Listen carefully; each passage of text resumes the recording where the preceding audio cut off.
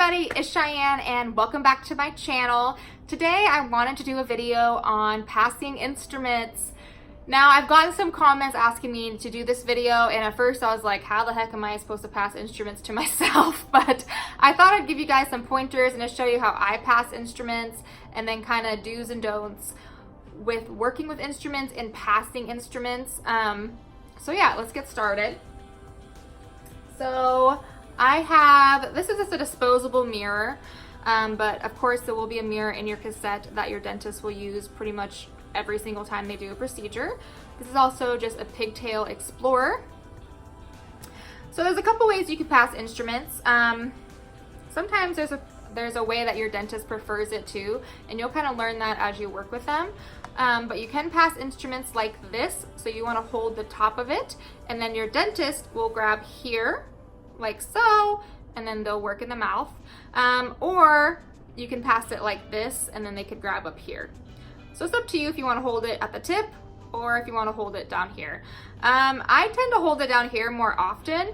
I've been trying to hold it up here a little bit more just to see if I like it better, but I don't know. I'm used to holding it down here, so I usually will pass it like this, and then they can grab it like so. When you're holding multiple instruments for your dentist, so say you have your mirror, you use your pinky to hold the other instruments like this, okay? And this way it's actually a little bit easier to pass it like so. So then whatever one he wants to grab, he can grab. So he'll grab the Explorer, or he can grab the mirror. And then say he takes the mirror and then you want to pass this back, you can move your finger like this and then hold it like so. Or if I'm worried, like if an instrument's heavy or something, that I'm going to drop it on a patient, I will just grab it with this hand and move it like so. Okay? So that's the pretty basics of passing. You do use your pinky a lot to grab things. It's basically your pinky and it's this, and then your pinky is what you're using to hold instruments and what you're using to pass instruments. A big no-no is you don't put instruments on the patient's chest. Now, sometimes with children, a dentist might put some things on the patient's bib that lays across their chest, but as puberty hits and stuff like that, it's not really professional to be laying things on patients' chest. So you always want to make sure that you are not doing that.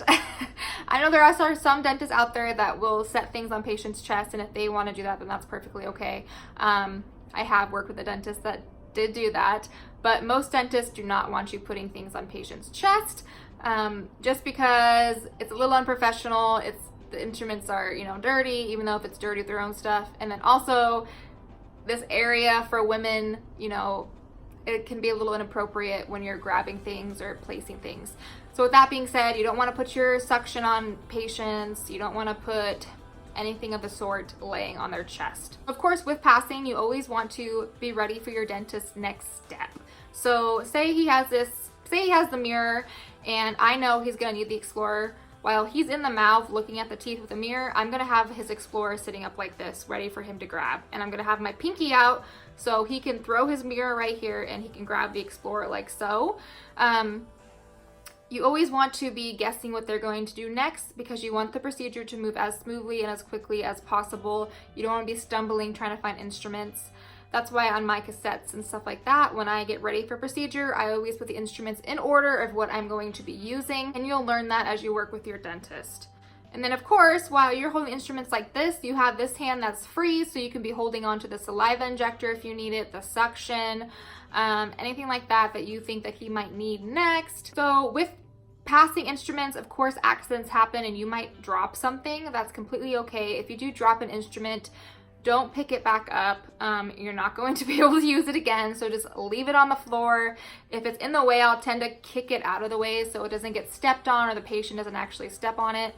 And then I'll usually grab something else out of my drawer, like I'll take my gloves off real quick and try to find the instrument again, or I will yell for an assistant to come and bring me a new instrument. Now, if you drop something that you need, you will grab a cavi wipe, and you'll grab the you know, say it's like the composite gun or something like that, you drop that by accident. You want to pick it up, grab a cavi wipe, you want to wipe it clean, and then put on the counter, take off your gloves, throw them in the trash, and put on new gloves, and then use the composite gun.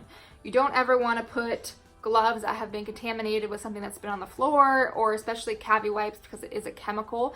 You don't ever want to use gloves that has that on there. Now, when getting things out of the drawer, you always want to use cotton forceps, because you don't want to put your contaminated, dirty gloves into an area that has clean stuff that you're going to use for other patients. So if you're going to use the cotton forceps to grab anesthetic or cotton rolls or gauze, whatever you may need, you want to make sure you use cotton forceps. Or sometimes, if I think it's going to be faster, I'll rip off one glove, put my hand in there, grab what I need, and then put on a new glove. And then back to passing again. Of course, there are things that are just a little bit too heavy to be putting like here or there, like your curing light, like forceps for extractions, things like that. You're gonna have to hold with this hand or just hold by itself. But basically, like a forcep, you will grab the end like so, and this end you will grab when he or she, you know, the dentist will grab when they need it. Okay, hope that makes sense. It's kind of hard to show passing instruments or talk about it when I don't really have anyone to pass to, but just know it's always going to be pretty much your pinky and then these two fingers that you're going to be using. Okay, and then like I said, if he grabs this, then you want to move. You can use your hand or you can do it this way. It's completely up to you. And just know that when you first start passing instruments, it's gonna be a little bit awkward until you get the swing of things or learn how your dentist likes things. And sometimes your dentist will switch it up. Sometimes my dentist, he'll grab from up here, he'll grab from down here. So I'm sometimes holding instruments like this, and then some days I'm holding them up here because he's grabbing more down here.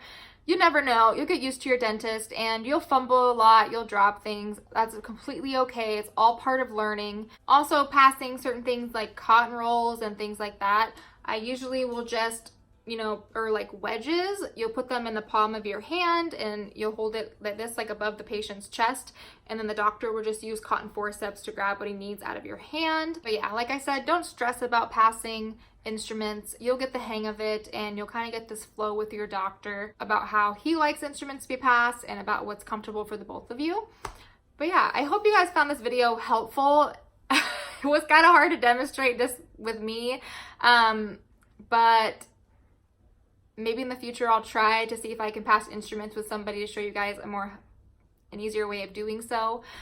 But anyways, I hope you guys found this video helpful and I'll see you in the next one. Thanks for watching, guys. Bye.